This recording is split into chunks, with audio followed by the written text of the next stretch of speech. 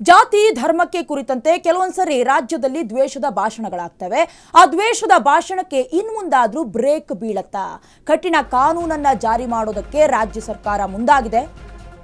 ರಾಜ್ಯದಲ್ಲಿ ದ್ವೇಷದ ಭಾಷಣಕ್ಕೆ ಬೀಳತ್ತಾ ಬ್ರೇಕ್? ಕಠಿಣ ಕಾನೂನು ಜಾರಿಗೆ ರಾಜ್ಯ ಸರ್ಕಾರ ಮುಂದಾಗಿದೆ. ದ್ವೇಷ ಭಾಷಣಕ್ಕೆ ಕತ್ತರಿ ಹಾಕೋದಕ್ಕೆ ಕಣ್ಗಾವಲಿಗೆ ತಯಾರಿಯನ್ನ ಕೂಡ ನಡೆಸಲಾಗ್ತಾ ಇದೆ. ದ್ವೇಷ ಭಾಷಣಕ್ಕೆ ಕಡಿವಾಣ ಹಾಕೋದಕ್ಕೆ ಪ್ರತ್ಯೇಕವಾಗಿ ವಿಧೇಯಕವನ್ನ ಕೂಡ ಮಂಡನೆ ಮಾಡಲಾಗುತ್ತೆ. ಪ್ರತ್ಯೇಕ ವಿಧೇಯಕ ಮಂಡಿಸೋದಕ್ಕೆ ಸರ್ಕಾರ ಮುಂದಾಗಿದೆ.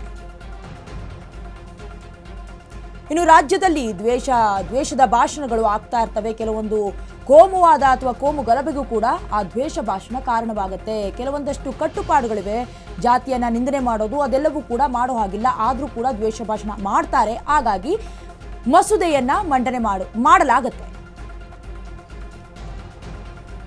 ದ್ವೇಷ ಭಾಷಣ, ದ್ವೇಷ ಪ್ರಕರಣದ ನಿರ್ಬಂಧಕ್ಕೆ ವಿಧೇಯಕಕ್ಕೆ ಮಾಸ್ಟರ್ ಪ್ಲಾನ್ ಅನ್ನು ರಚನೆ ಮಾಡಲಾಗಿದೆ. ವ್ಯಕ್ತಿಯ ಗೌರವಕ್ಕೆ ಧಕ್ಕೆಯಾಗುವ ರೀತಿ ಭಾಷಣವನ್ನ ಇನ್ಮುಂದೆ ಮಾಡುವಂತಿಲ್ಲ.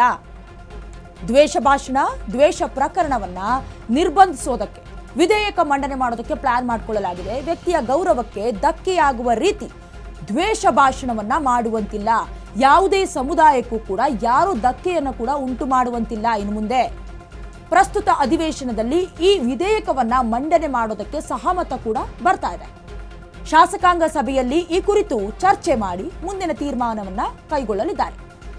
ದ್ವೇಷ ಭಾಷಣಗಾರರ ಕಂಟ್ರೋಲ್ ಮಾಡೋದಕ್ಕೆ ಇದು ಮಹತ್ವದ ವಿಧೇಯಕ. ಇನ್ನು ಕೆಲವೊಂದಷ್ಟು ದ್ವೇಷ ಭಾಷಣ ಏನಾಗೋಗುತ್ತೆ ಅಂತ ಹೇಳಿದ್ರೆ ಕೋಮು ಗಲಭೆಗೆ ಕಾರಣವಾಗುತ್ತೆ. ಹಾಗೆ ದ್ವೇಷ ಭಾಷಣಗಾರರನ್ನ ಕಂಟ್ರೋಲ್ ಮಾಡೋದಕ್ಕೂ ಕೂಡ ಸುಮ್ಮನೆ ಬಾಯಿ ಮಾತಿಗೆ ನೀವು ಮಾತನಾಡೋ ಹಾಗಿಲ್ಲ ಅಂತ ಹೇಳಿದ್ರೆ ಅವ್ರು ಕೇಳೋದೂ ಇಲ್ಲ ಕೂಡ. ಹಾಗಾಗಿ ದ್ವೇಷ ಭಾಷಣಕ್ಕೆ ನಿರ್ಬಂಧವನ್ನ ಏರೋದಕ್ಕೆ, ವ್ಯಕ್ತಿಯ ಗೌರವಕ್ಕೆ ಧಕ್ಕೆ ಆಗದ ರೀತಿಯಲ್ಲಿ ದ್ವೇಷ ಭಾಷಣವನ್ನ ಮಾಡುವಂತಿಲ್ಲ. ಹಾಗೆ ಯಾವುದೇ ಧರ್ಮ, ಜಾತಿ, ಸಮುದಾಯಕ್ಕೂ ಕೂಡ ಧಕ್ಕೆಯನ್ನ ಉಂಟು ಮಾಡುವಂತಿಲ್ಲ. ವಿಧೇಯಕದಲ್ಲಿ ಪ್ರಸ್ತಾಪವಾಗುವಂತಹ ಪ್ರಮುಖ ಅಂಶಗಳೇನು? ಹಾಗಾದ್ರೆ ಬಹಿರಂಗ ಸಭೆಗಳಲ್ಲಿ ಸಮುದಾಯ ಅಥವಾ ವ್ಯಕ್ತಿ ಕೇಂದ್ರಿತ ಭಾಷಣಕ್ಕೆ ಬ್ರೇಕ್ ಹಾಕಬೇಕು. ಜಾಲತಾಣಗಳಲ್ಲಿ ದ್ವೇಷ ಭಾವನೆ ಬೀರುವಂತಹ ವಿಷಯಗಳಿಗೆ ಅವಕಾಶ ನೀಡಲಾಗುವುದಿಲ್ಲ. ನಾಟಕ, ಸಾರ್ವಜನಿಕ ಸಮಾವೇಶಗಳಲ್ಲೂ ಕೂಡ ದ್ವೇಷ ಭಾಷಣ ಮಾಡುವಂತಿಲ್ಲ. ದ್ವೇಷ ಭಾಷಣ ಮಾಡಿದವ್ರ ಮೇಲೆ 3 ರಿಂದ 5 ವರ್ಷದವರೆಗೂ ಕೂಡ ಜೈಲು ಶಿಕ್ಷೆ ಪ್ರಕಟವಾಗುತ್ತೆ. ದ್ವೇಷ ಭಾಷಣ ಮಾಡುವವರ ಸಭೆಗಳಿಗೆ ಶಾಶ್ವತವಾಗಿ ಅನುಮತಿ ಕೂಡ ಸಿಗೋದಿಲ್ಲ, ನಿರಾಕರಣೆ ಬರುತ್ತೆ. ಬಜೆಟ್ ಅಧಿವೇಶನದ ಕೊನೆಯಲ್ಲಿ ಈ ವಿಧೇಯಕವನ್ನ ಮಂಡಿಸುವ ಸಾಧ್ಯತೆ ಇದೆ. ಇನ್ನು ಇದೇ ವಿಚಾರಕ್ಕೆ ಹೆಚ್ಚಿನ ಡೀಟೇಲ್ಸ್ ಅನ್ನ ಕೊಡ್ತಾರೆ ನಮ್ಮ ಪ್ರತಿನಿಧಿ ಹನುಮಂತು. ಈ ಹಿಂದೆ ಕೂಡ ದ್ವೇಷ ಭಾಷಣಕ್ಕೆ ಬ್ರೇಕ್ ಹಾಕಬೇಕು ಅಂತ ಕೆಲವೊಂದಷ್ಟು ವಿಚಾರ ಪ್ರಸ್ತಾಪ ಆಗ್ತಾ ಇತ್ತು. ಈಗ ಬಜೆಟ್ ಮಂಡನೆಯಲ್ಲಿ ಈ ವಿಧೇಯಕವನ್ನ ಕೂಡ ಮಂಡಿಸ್ತಾರೆ ಎನ್ನಲಾಗ್ತಾ ಇದೆ. ಏನಿದೆ ಇದ್ರ ಬಗ್ಗೆ ಹೆಚ್ಚಿನ ಡೀಟೇಲ್ಸ್? ಡಯಾನಾ, ಸಹಜವಾಗಿನೇ ಚುನಾವಣಾ ಪ್ರಚಾರ ಸಭೆಗಳಲ್ಲಿ ವೈಯಕ್ತಿಕ ನಿಂದನೆಗಳು ಹೆಚ್ಚೆಚ್ಚು ಆಗ್ತಾ ಇರುವಂತದ್ದು. ಮತ್ತೆ ಚುನಾವಣಾ ಸಂದರ್ಭಗಳಲ್ಲಿ ಸರ್ಕಾರದ ಆಡಳಿತವನ್ನಾಗಿರ್ಲಿ ಅಥವಾ ಪ್ರತಿಪಕ್ಷಗಳ ವರ್ತನೆಗಳನ್ನಾಗಿ ಪ್ರಶ್ನೆ ಮಾಡುವಂತದ್ದು ಸಹಜವಾಗಿ ರಾಜಕಾರಣದಲ್ಲಿ ನಡೆಯುತ್ತೆ.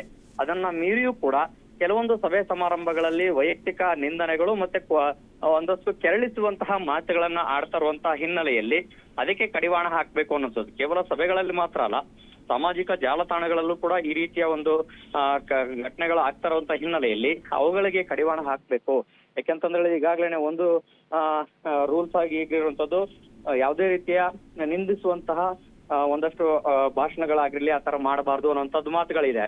ಆದಾಗ್ಯೂ ಕೂಡ ನಡೀತಾ ಇರುವಂತಹ ಹಿನ್ನೆಲೆಯಲ್ಲಿ ಇದಕ್ಕೆ ಕಡಿವಾಣ ಹಾಕ್ಬೇಕು ಅನ್ನೋಂತ ಚರ್ಚೆ ಸರ್ಕಾರದ ಮಟ್ಟದಲ್ಲಿ ನಡೀತಾ ಇದೆ. ಆದ್ರೆ ಇದನ್ನ ಕಾಂಗ್ರೆಸ್ನ ಶಾಸಕರ ಒಂದಷ್ಟು ಅಭಿಪ್ರಾಯವನ್ನು ಕೂಡ ಸಂಗ್ರಹಿಸಿ ಈ ಒಂದು ವಿಧೇಯಕನ ಜಾರಿ ತರಲಿಕ್ಕೆ ಈಗ ಸರ್ಕಾರ ಚಿಂತನೆ ನಡೆಸ್ತಾ ಇರುವಂತದ್ದು. Diana, okay, thank you Hanumanthu ನಿಮ್ಮೆಲ್ಲ ಡೀಟೇಲ್ಸ್ಗಾಗಿ.